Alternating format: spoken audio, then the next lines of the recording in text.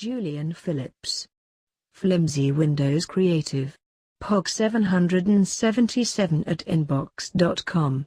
Vallo, California 94590, all rights reserved, 2018. The Cobalt Migration, Tom Leong with Julian Phillips. June 2018.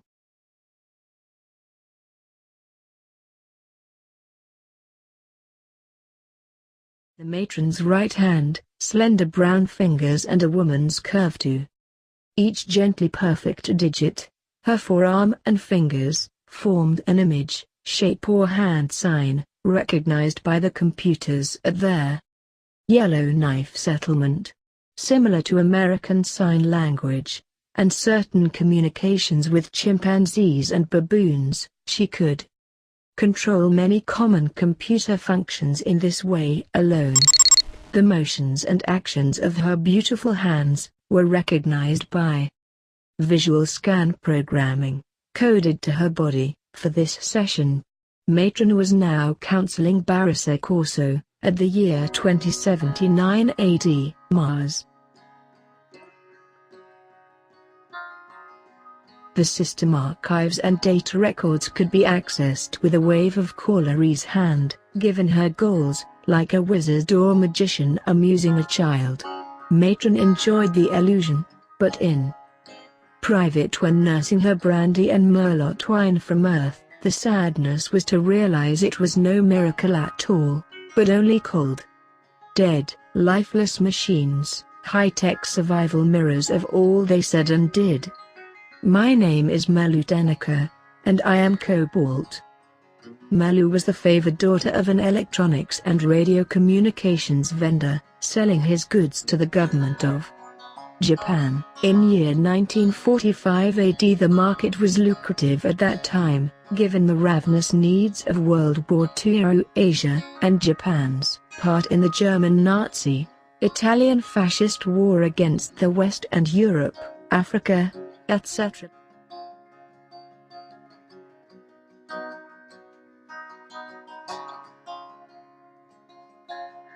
Lucky for any dragon, Malu's fur there was no soldier, and neither was she.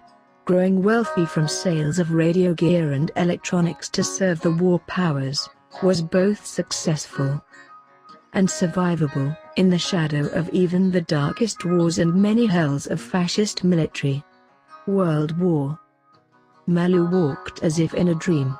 She was then and there, in age by her years, about the same as her third and fourth generation great-great-great-granddaughter, Barissa Corso, who one day would be, in the future by more than 100 years, quite at home and content and happy on planet Mars, about age 25 years.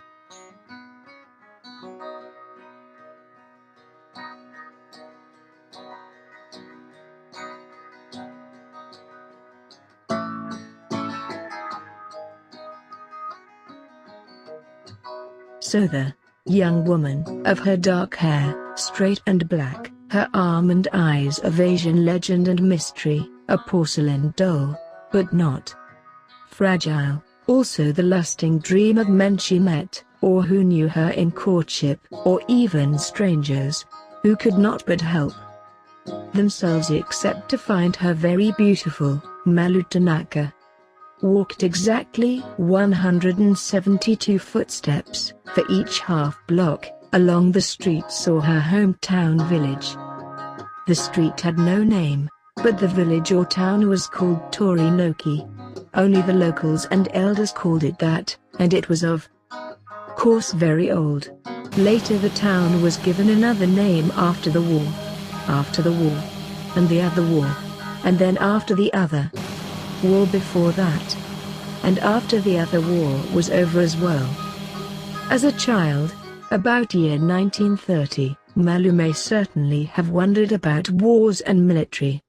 Torinoki was a rural suburb of only about 10,000 population, but also far more ancient and timeless, in Asian antiquity, than to be modernized by worlds at war. By year 1945, The bloody battles in Europe, France, Poland, Africa, Greece, and Eastern Russia seemed very far away to her. After the Pearl Harbor attack, her father's business selling radio electronics to Los Angeles and San Francisco had evaporated. The war had made life in their little Japanese town cold, unhappy, fearful, impoverished, and superstitious. Malu walked as if in a dream. Along each block, or one half a block between streets, she had counted her own steps to about 172, but only if she avoided the stairs at the end of the lane. She knew it was true because she had counted them herself, from her girlish boredom, longing for something better, more meaningful, more like a happy destiny than a sad one. She passed by shop windows, small homes with paper windows in colored shapes, bamboo boarding houses, small farms and many gardens.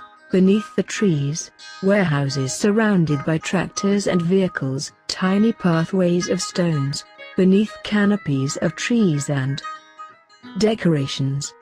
She saw an old lady with a straw broom, arguing with a soldier about her rent. Then a gas engine truck drove past. Torinoki was 20 kilometers from the much larger city or Hiroshima. In Japan, and in the West, it could only be thought a rural suburb, or residential bedroom community, serving the much larger metropolis. The name of the town is translated, in English, as bird tree. Malu enjoyed their songs. Within only a few weeks, Hiroshima and another great Japanese city, Nagasaki, would become legend, like Italy's Pompeii, about AD year 60, destroyed beneath volcano Vesuvius, or ancient Masala. In Egypt, annihilated in every inch by atomic bombs, but only 2. The birds all flew away. Then World War II ended. Then the Nazis ceased attacks and battles. Then the soldiers came home. Then the treaties were signed in solemn oath between nations. Then the memorials were erected over the graves, and memorial holidays declared. Then their leaders gave long speeches about the war. Then the prisoners in the gulags and concentration camps and torture rooms went free. At last. Then the flames stopped. World War II ended. Science advances had unleashed subatomic fission and fusion, by which Einstein's E=mc2 revelation became the most powerful of bombs ever created. Ever created. That is, nuclear weapons, nuclear bombs, by which the very glue of physical reality, holding together micro-sized, unseen building blocks of any material object, in the instance of unstable plutonium and uranium, are liberated, untied, unleashed or broken from their internal nature. The result is an explosion of incredible power, the same kind of chemical event that powers a star in your night sky, such as the Earth's sun. Only a child then, Malu could easily leave it to the planners of wars, to invent these discoveries as weapons, and only weapons. But weapons they were. Then on August 6, and August 9, first Hiroshima, and then Nagasaki, were blessed of these massive explosions, bombed to ruin by the United States of America, under the terms of the Quebec Agreement. Almost 130,000 people died. Quickly, incinerated. These two wartime events were both the first and only military combat use of such atomic bombs in history. Like other horrors of war, the fascist terrors, Nazi genocide camps, and slaughters of World War II, the court of world opinion did not look away for long, and the civilized world agreed never to use such weapons again. Then the flames stopped, and the little Japanese village was also devastated. But Malu was not there, having been abducted by aliens from another world, shortly before the bomb was dropped at Hiroshima. Stop right there. What is it, Barissa? The matrone replied. Data streaming into their thoughts and minds, from the computer records of Barissa's life, halted suddenly with a sound.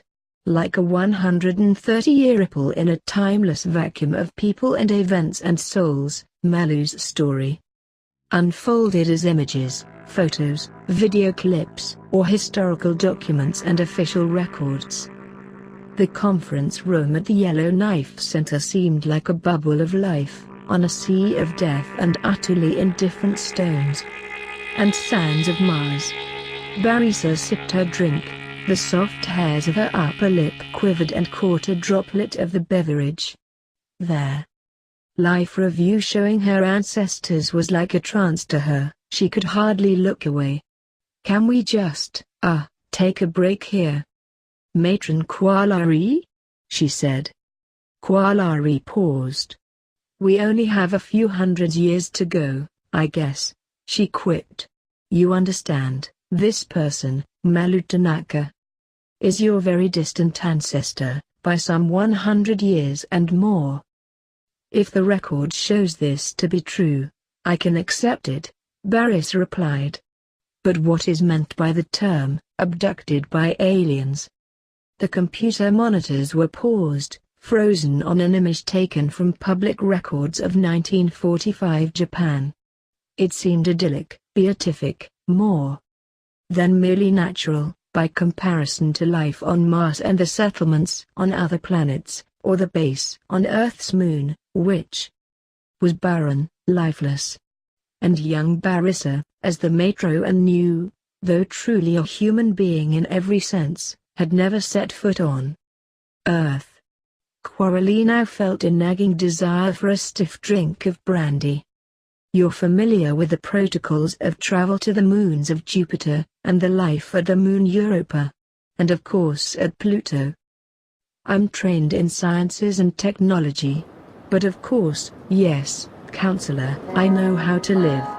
Barissa was dodging her meaning. Surely your father, or the other pilots and deep space workers, at some time in your young life, have bothered to inform you about alien life on other far distant planets?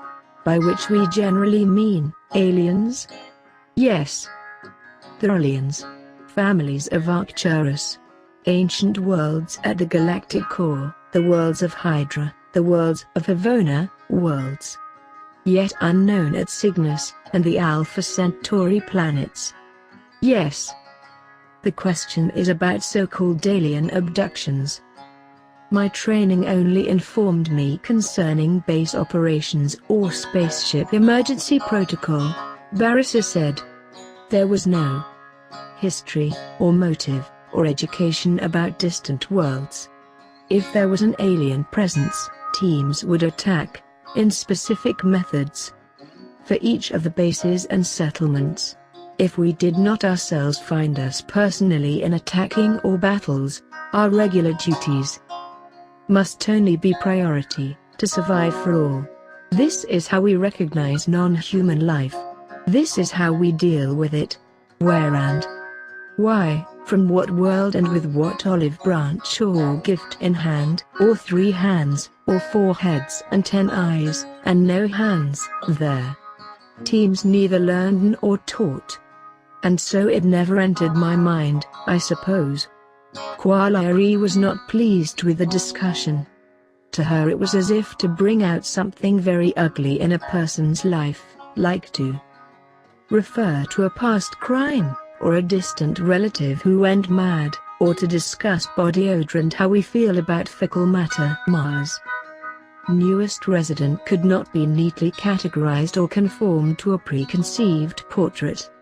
Barissa Corso was one of a kind, born on planet Pluto to parents on a deep space mission, which fell into a 3-year-long disaster for all concerned. Young, yes, at only 27 years old, but well tended for training and skills, and more than just accustomed to space travel. Barissa grew up in space, and it was well known that what remained of the survivors from Pluto wished to settle on Mars, not back on Earth. For matron Qualari, Barissa Corso was valued and judged by all of these qualities, as well as her actual DNA history and personal ancestry. And the price was going up. Barissa, listen, the matron intimated, her voice tone hushed. This woman, your great-great-great ancestor, from Japan. Yes, in the record of my family that we are sharing. Malutenica. That is the name we have here. But you see? Apparently the reality of the space program's personal profile includes the considered opinion that Malutenica was identified somehow by aliens from other worlds, and then taken away by force on their spaceships. This was all many decades in the past. But the witness record is clear. The husband, Philip Corso, believed it and testified to this as a fact, and a fact he felt he could prove. Barissa smirked at her, mocking. Why is that any different than to be kidnapped by a native tribe, or a gang or military war, in your own land, in your own time?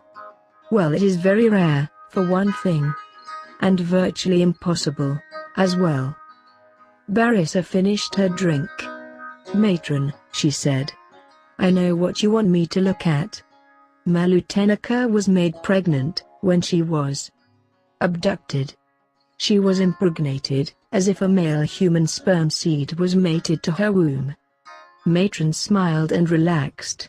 At least she knew. Well, it's part of the immigration process, dear. That's all. But the sperm seed was alien, mated to the womb of Melu, about year 1945, somehow associated with her so-called abduction. Melu's abduction was by then a matter of record with the United States Air Force, and also the Federal Bureau of Investigations. Her memories were recovered via hypnosis, and other accounts. Comprehend? This was at a time of horrifying war, and the first planetary use of atomic fusion weapons, Matron said. 2 steps forward, 1,000 steps back, Barissa was thinking quietly to herself. So that is the painful part of all this. I am not fully human. I am cobalt. I'm darkness. Because I am not fully human. And you, or the Yellowknife Settlement Elders, or the Killer Jack Deep Space Teams, or the people of planet Earth and 100 million of my ancestors may treat me as inhuman, even animal. Not by law, Qualeri responded firmly. And not by choice. The in-house communications system at the Yellowknife Valley settlement on Mars again started to sound with familiar music. The music choices indicated daily routines and activities at this smallish commune. About 23 people lived here as permanent residents. A much larger base and launch facility 120 kilometers away hosted more than 200 settlers. Life on Mars was very different. Barissa was new to this settlement, and her affairs were under review. Spit into the abyss, matron, and it sizzles like burning, Barissa said. The counselor winced and scowled. 2,276 words. Flimsy windows created mighty meaningless music to fish music meeketh kids books.